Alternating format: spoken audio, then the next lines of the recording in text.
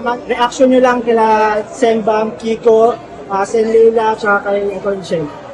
Euphoric. Euphoric talaga yung pakiramdam, yung saya, parang hindi makapaniwala. Kasi because of the surveys, minamanage namin yung expectations.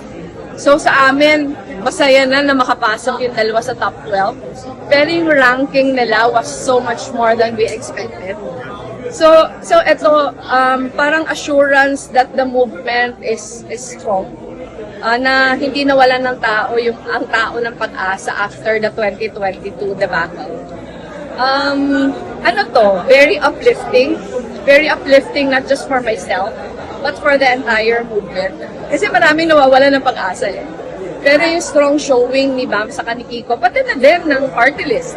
Yung number 1 yung Akbayan, yung ML na hindi inaasahan makapasok, nakakuha ng 1 seat.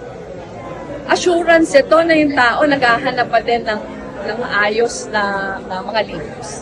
Thank you.